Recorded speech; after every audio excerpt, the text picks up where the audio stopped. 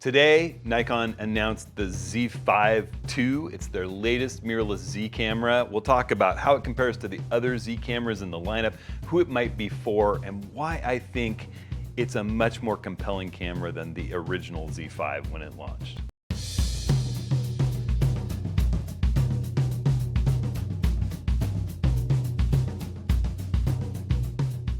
Well, hey everyone, it's Hudson. Welcome to this week's video. So another big Nikon launch, a camera that I think a lot of people are going to say, well, where does this exactly fit into the full frame lineup? It's a new kind of entry-level full frame camera, the Z5 II, replacing the original Z5, which I was not a huge fan of. And I'll tell you right up front before we dive into this video, I'm a much bigger fan of this one, and I have some real concrete reasons that we'll go into in this video. So we'll run through its specs, we'll talk about what's different about it, what's similar about it to other cameras.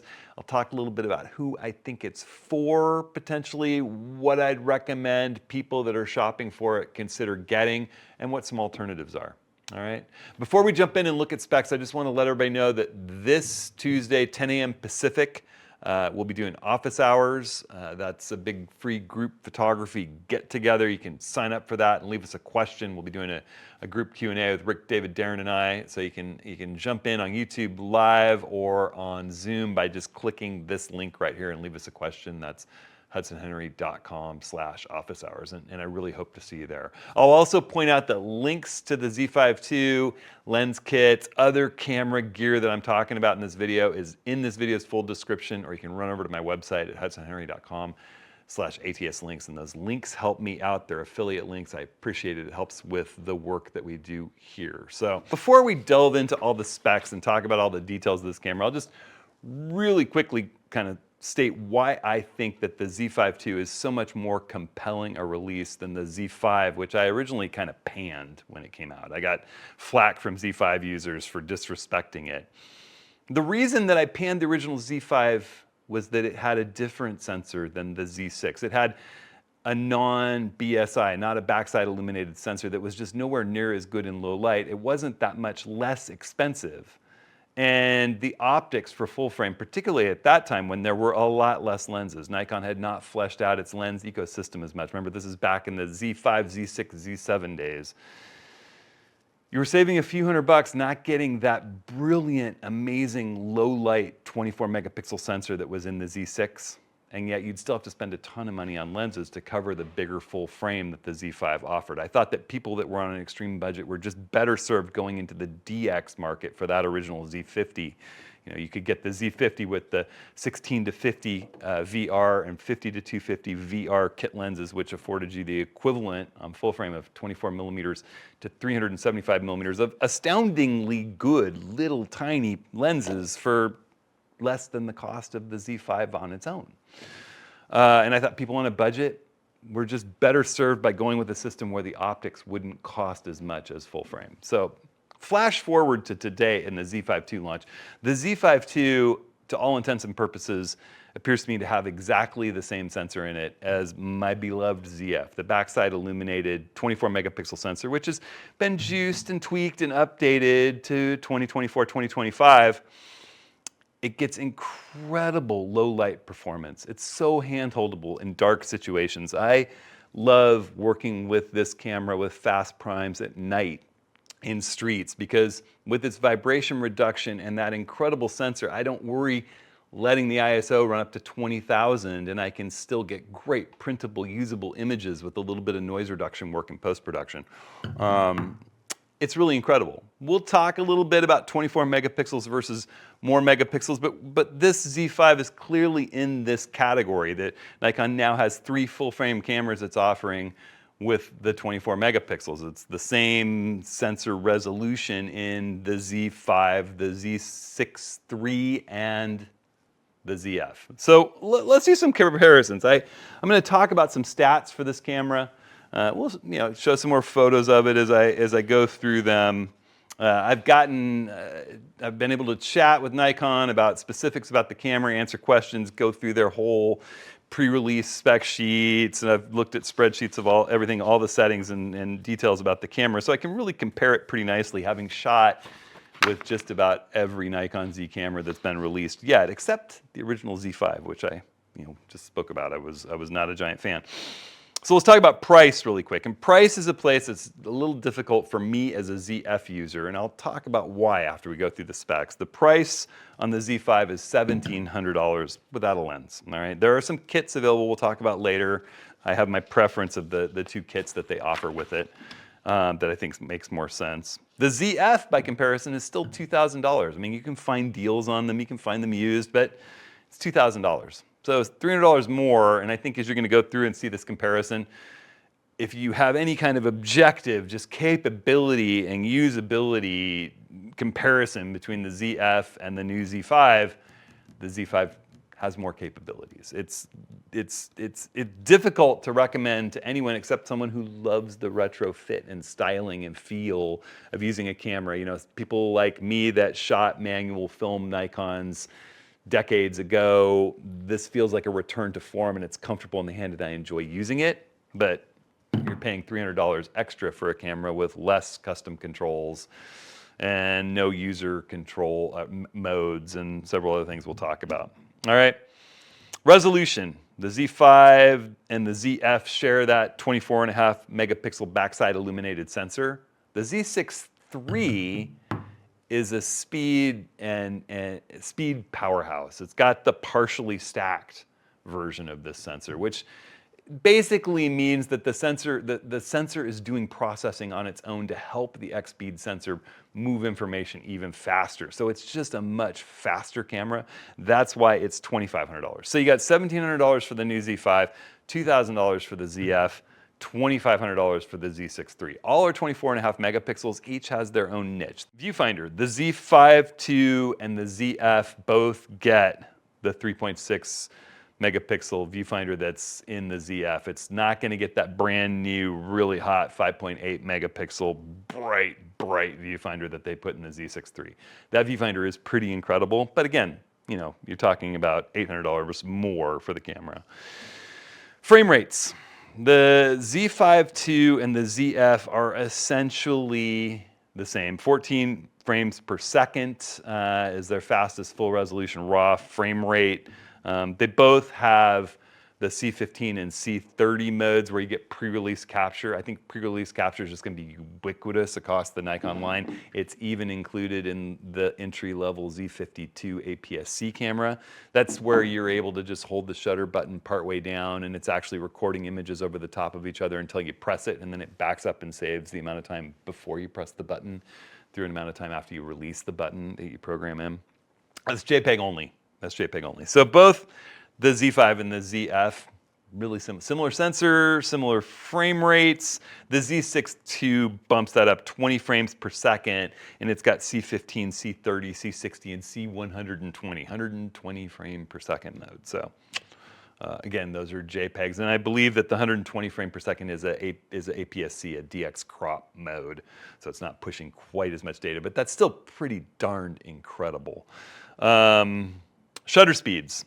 All of them are the same except the Z6 III. So the Z5 II is 900 seconds with its extended shutter mode to 15-minute exposure if you want, right up to 1/8,000th of a second. That's the same in the ZF. With the Z6 III, you get that same 900 seconds to 1/8,000th of a second with the mechanical shutter. But when you go electronic shutter, that sensor is so fast, it'll get you another stop. It'll get you 16,000th of a second, which can be really nice working with really wide aperture lenses in bright light when you want to blur backgrounds. Now, I use neutral density to do that with the ZF just as well. So a little bit of, I carry a 3, 6, and 10 stop case neutral density filters, which magnetically just click, there they are. And it's really wonderful to work in broad daylight with fast prime lenses. So you can do it either way, but the Z6 III does give you that extra stop without having to resort to that. The ISO, they're all identical. They all go native 100 ISO as its base, right up to 64,000 ISO. For those that are interested in night shooting, all of these cameras are great at night shooting, and all of them have a secondary channel in ISO, a secondary way that the gain is adjusted, because all that ISO does is amplifies the signal that the sensor pulls in, right? The sensor's only bringing in so many photons of light, so much information, and then it gets boosted. It's like amplifying the signal from your record player through your receiver. If you amplify it more and more and more, you get more and more noise, but these cameras are so good in low light. As I said, I let them run to 20,000 ISO frequently, but when you're out working at night, if you want the lowest possible noise setting, they actually have just incredible noise reduction built in at 800 ISO. 800 ISO is a kick level where the noise actually drops from the lower ISOs. You get the absolute best performance at 100 ISO, but up above about 200 ISO, there's more noise all the way up until you hit 800, and then it kicks down and it's about equivalent to 200 again. And the reason for that is at the lower ISOs, they assume you have a lot of signal, a lot of light coming in, and they really maximize dynamic range, the ability to capture highlights and shadows at the expense of noise. They figure that the noise will be drowned out by all the intense light working at those lower ISOs. When you get into the higher ISOs, they assume there's not as intense light, so you're not as in high a contrast, and you're not worried about anything except maybe some specular highlights in the stars and street lamps, and so, which are, who cares if those go to white, right? They are specular highlights, so they really work on reducing noise at the expense of some dynamic range. It's a trade-off. But 800 is a wonderful place to be working at night with this thing. The minute it gets to low light, I just flip to 800 or 1600 ISO because I know that the performance is amazing. And in a lot of handheld shooting situations, as I said, I set auto ISO, I keep my eye on it, I control it in manual mode with shutter speed and aperture, and I just let it run right up to 20,000 without worrying about it. All of these have Nikon's X-Speed 7 processor, which they share with the Z8 and the Z9, and the Z52 even, which enables those incredible subject detection modes. Eye detection, where it just tracks the eye around, you know, the ability to run 3D tracking and settle on a point either with or without subject detection and just lock it and have it track frame wide on the thing that you've chosen, tracking on the sensor. Incredible processing power for autofocus and just moving data through the camera. So all the cameras we're talking about have that. All of the latest Nikon cameras, from the Z8 and 9 right through the ZF, the Z6iii, the Z5II, the Z52. Subject detection modes. This is not great news for the ZF user in comparison. The Z5II gets bird detect, bicycle detect, motorcycle detection, train, airplane, you know, all of those, cars, dogs, cats, humans, obviously. Whereas the ZF gets human, animal, vehicle, no bird detection. The Z6iii has it all, just like the Z8 and the Z9, birds, all the things we talked about. So the Z5II, as well as the Z52, although the Z52 does not have bird detect, I don't think. Let me just double check that. I should have looked at it before I said anything, but if I go in and I have a look, oh, it does. See, even the Z52 has bird detection. So of all the X-Speed sensor cameras, the ZF sort of is the bit of the ugly stepchild when it comes to some of the subject detection modes. But again, it's not really a birding camera. So, and again, Nikon's amazing with firmware updates. At some point, when a massive one comes for the ZF, I'm hoping for bird detect autofocus as well as exposure delay mode, which it lacks. We'll talk about that again in a second as well. Image stabilization. Okay, that's one spot where the Z6iii and the ZF seem under SEPA standards to be a little bit better. They have this incredible 8-stop image stabilization keyed to the focus point that you happen to be using. And I have used this to tremendous advantage. Handheld, 100mm shots of waterfalls at a 1/6 of a second, 1/4 of a second, and they're all razor sharp. You know, you shoot it in burst mode, but they're all sharp. The image stabilization is unlike anything I've used before, and I know the Z6iii is the same. David Archer and I were shooting waterfalls together in Italy this last year, prepping for our Dolomites workshop next year, and just laughing about not using tripods. So the difference is that the Z5II SEPA rating says that it gets 6 stops of image stabilization out at the edges of the frame if your focus point is out at the edge, and 7.5 stops in the center. So not a huge difference in the middle, but a little different SEPA rating than I've read for the ZF and the Z6iii. I'll have to test that in practice and see what it actually looks like. It wouldn't surprise me if it's just as good in practice. Memory cards. So that's someplace where, again, the ZF suffers a little bit. The Z5 II gets dual SD card slots. The ZF has an SD card slot with a micro SD card slot, which I believe is just because this camera is so thin. It's much thinner than the other cameras on this list.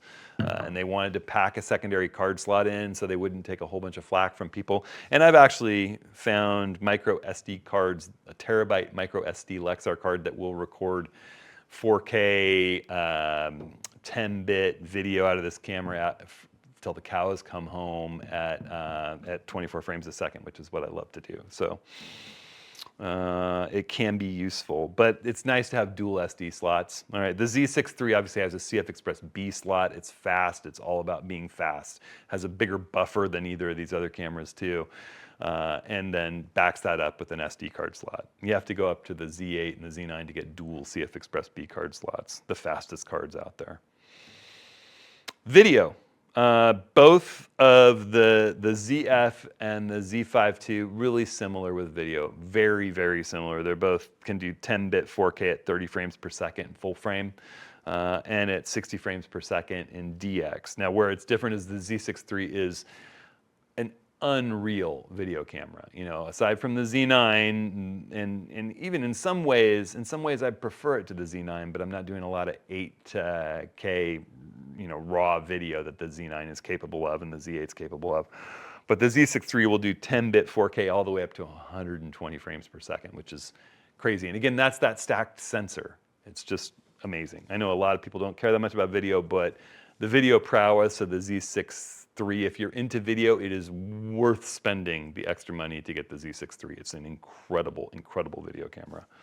The Z5 II will not be a slouch by any stretch of the imagination, but it's not going to compete with the Z6iii in hardcore applications. All right, so let's talk a little about size of these three machines. All right, the Z5 II is 5.3 inches by 4 inches by 2.9 inches and 24.7 ounces. They talk a lot about being mini, but it's a bit bigger than the ZF. The ZF is 5.7 inches by 4 inches by 2 inches. Now, I add the small rig custom grip and at times the really right stuff universal L bracket, which more than negates that weight savings and size savings. But even with the grip, it's a small camera that feels really good in the hand. I think the Z6iii, by comparison, is 5.5 inches, so 0.2 inches wider across the camera, across the top of the camera, by 4 inches, which is the same height, by 2.9 inches. They're pretty much identical. The Z5 II is just 0.2 of an inch narrower than the Z6iii. The Z6iii weighs less than the Z5 II, though, at 23.6 ounces as opposed to 24.7 ounces. The Z5 II is actually the heaviest of the three 24-megapixel Z cameras running right now. So some notes that I have from kind of comparing specs between all of these cameras are that the flip screen, the pixel shift, pre-release capture, they're all just ubiquitous. I know a lot of people hate the flip screen. I really love the flip screen. I only have one wish, and if Nikon's listening, I wish they would implement something like Sony does where it flips out, but it also flips out, turns around, and it can tilt at the same time. Their screen tilts in two axes, sort of like the Z8, Z9, and flips. And that's really, really wonderful. It's useful in certain situations, particularly on an L bracket on the tripod when it's below you. So just a thought there. But I love the flip screen. It's nice and protective. I run around constantly with it protected because, I use reading glasses and I generally have my diopter adjusted and I do menus, image review, everything through the viewfinder. Keeps that screen nice and protected. The only time I tend to use the screen very much is when I'm on a tripod and I'm stepping back and touching and zooming and just looking at it with my reading glasses on, really taking my time in the landscape, working with the camera. Or if it's up high, something like that. Video work. I just think it's nice, it's protective, and it gives you angles that are difficult. And it's very, very useful for me. And I know a lot of other people who love it too. People badmouth it, people love it, but it seems like every Nikon camera that has launched since which camera? The ZF maybe has had the flip screen. And I think it's particularly nice on the ZF because you can close it and have it just like a traditional leather-backed camera.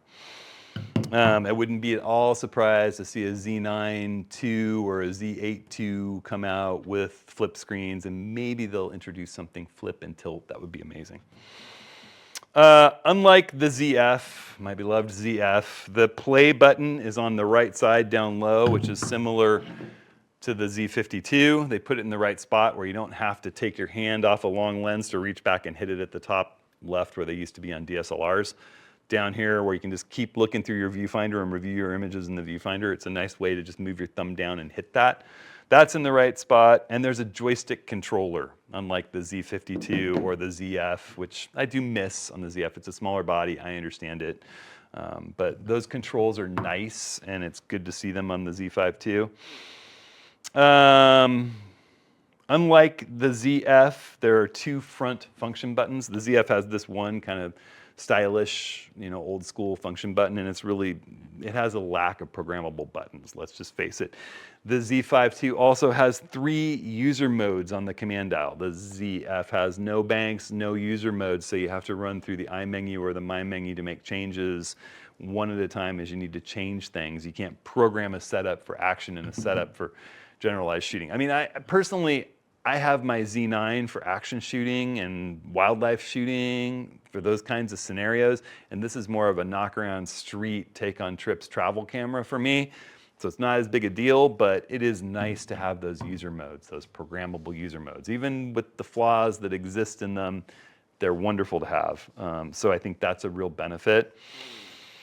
There is a picture control button, which was originally brought in on the Z52, so a dedicated picture control button, which lets you flip from, say, black and white to other color modes. Now, the ZF, in true retro style, has a video camera black and white camera dial up top, which throws you into whichever picture control black and white you were in before, so you have color or black and white in the viewfinder. You can still be shooting color raw files with all the color detail, but viewing them in the viewfinder black and white, and the files get tagged with that black and white profile, so if you set Lightroom correctly in its preferences, they can come in with raw files looking just like the black and whites you shot, and you could convert them to color should you choose later, or work with that color data in the edit. On the Z52 and now the Z5 II, you've got a picture control button that lets you run through all the plethora of different picture controls that can be appended to your raw file or tagged and processed in your JPEGs. So if you're not a person who does anything but shoot raw and occasionally flip to black and white, or not even that, that's another potential programmable button. Nikon does let you take over these buttons. I've actually programmed it to do something else on my Z52.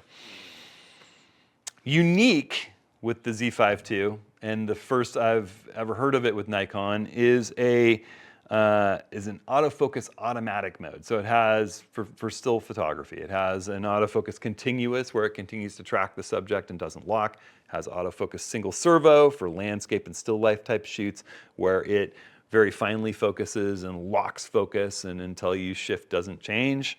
And now it has autofocus automatic where the camera senses what type of subject it is and makes that decision for you. Now, Leica does something similar with the Q3's autofocus system. There's AFI, Autofocus Intelligent, AFC and AFS, and I tend to choose which mode I want to be in via different profiles that I have in that camera.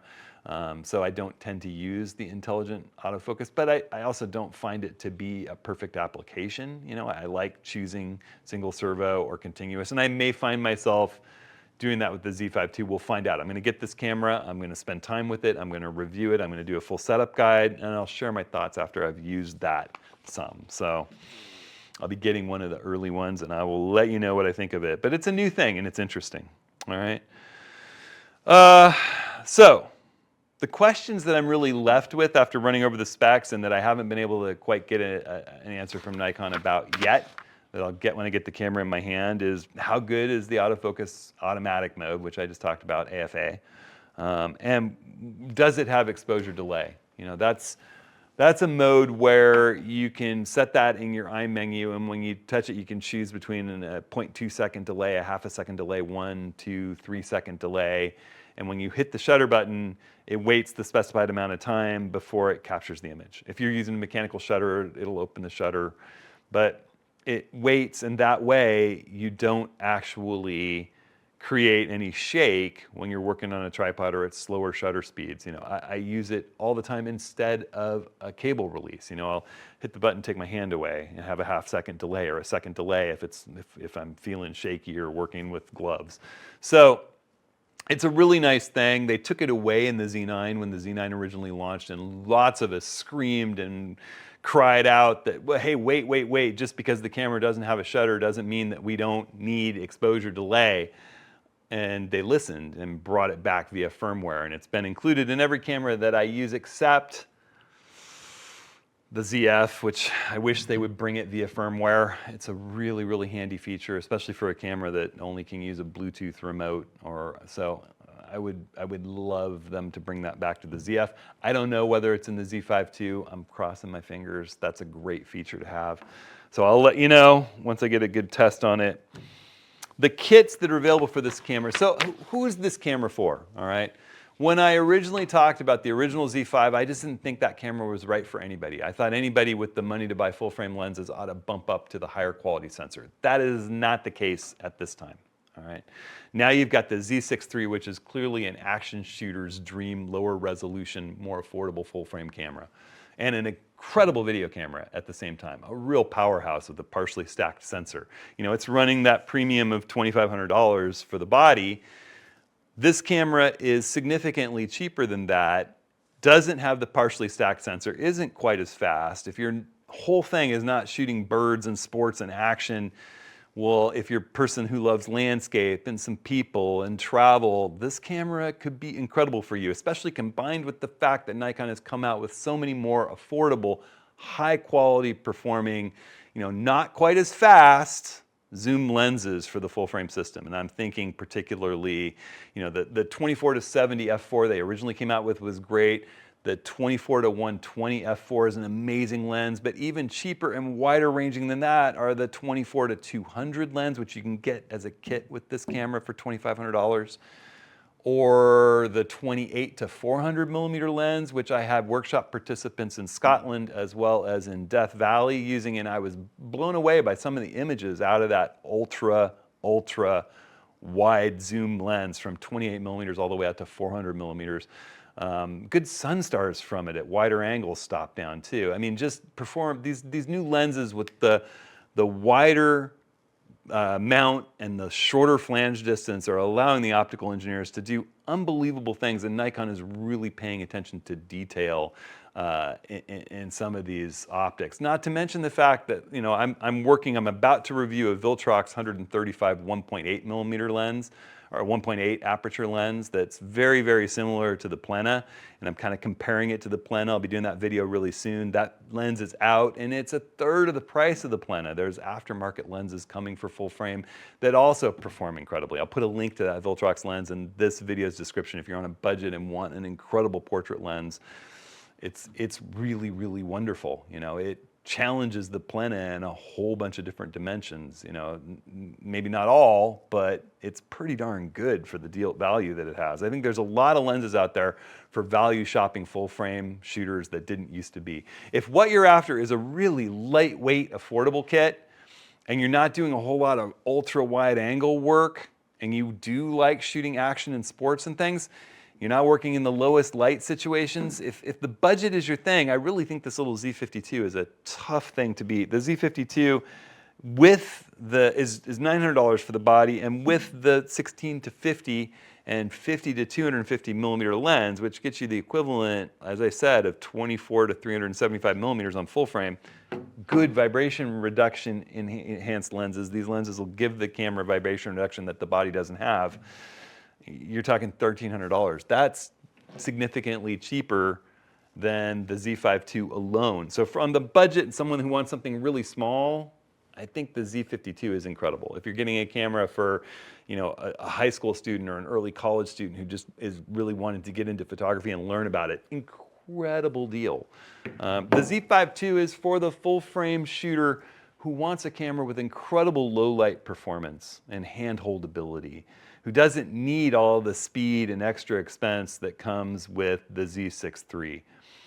The ZF really is relegated. The ZF doesn't do anything particularly better than the Z5 II, which costs less than it. And in fact, there are many ways that it doesn't have all the bells and whistles, the customized user modes, the extra control buttons, and it doesn't have all the new features, and it's more expensive. But it is a camera beloved by people like me who love the retro controls and styling and feel and just enjoy using the camera. Oh, the other question I have that I'm not 100% sure about, but I will just bet it has, is whether or not the new Z5 II has manual focus subject detection assistance. And what that means is when I shoot through the Z50 or the ZF or the Z52 or the Z6 III, and I'm shooting in manual focus with, say, an old manual focus lens or a modern manual focus lens like this Voigtlander 50 1.0 lens that I love, if I'm got people detection activated and there's a person in my scene, it will draw a box around the person's eye, and I can focus till that box goes green to be in focus, and I can hit the OK button if it's mapped to zoom to 1:1, and that eye will pop up without me selecting it in the viewfinder at 100% and track while I focus it perfectly and then fire. It gives you the ability to work with ultra wide angle or ultra wide aperture manual focus lenses with precision that was never before possible. It's amazing. And I'm gonna bet that the Z5 II has it because the Z52 has it, and I can't imagine. I just think it's going in all the new cameras. I would love to see it get installed in the Z9 and Z8 via firmware, but we don't have it yet. All right, so I really do. I think that for the person on a budget who wants into the full frame game, they love to do wide angle landscapes. Wide angles are wonderful on full frame. Sports, action, and wildlife is great on a DX crop sensor. When you're reaching out, you get a narrower field of view, the equivalent field of view of a longer focal length lens by 1.5 times with this little guy. That's why the 50 to 250 millimeter lens is the equivalent of a 75 to 375 millimeter lens at frame filling capability on this camera. But when it comes to ultra wide angles, you don't want to have to use a 10 millimeter lens to get the equivalent field of view of a 15 millimeter lens. It's just a different way of image making. So for people who like to work with wider angles, full frame is huge. And for people who want to work in lower light situations, handheld with lower ISOs and higher quality image making, the full frame really helps with that too, just because there's less megapixels per square inch, which gives you better high ISO performance. The more megapixels you pack onto a smaller sensor, the more noise that you tend to get out of that sensor. So full frame cameras tend to perform better in low lit situations. And the glass for the full frame system is just amazing. So I really think there's no reason not to think about the Z5 II for the person who wants into full frame and doesn't care that much about speed. It's more about image quality. And in reality, some of the tests, we won't know until we get this camera in our hands, but I will bet it scores just as highly as the ZF in image quality tests, which put the sensor without stacking, the non-partially stacked sensor, with a little bit better high ISO performance and a little bit better dynamic range than the stacked sensor, the partially stacked sensor in the Z6 III. So from an image quality perspective, you might even squeeze a little bit more image quality in extreme situations out of the ZF and the Z5 II. So there you go. Those are my thoughts on the Z5 II. As soon as I can get one, I will. I'll shoot a ton with it and then do a full review and setup guide for those of you with the camera. So stay tuned for that. Just keep watching. If you hit subscribe, you'll get notified when I get it. It shouldn't be too long. So, all right, everybody, thanks so much for watching. Again, I hope to see you in office hours on Tuesday. We'll have a really good discussion and take your questions. And I hope everybody out there is staying safe and staying creative. We'll see you next week.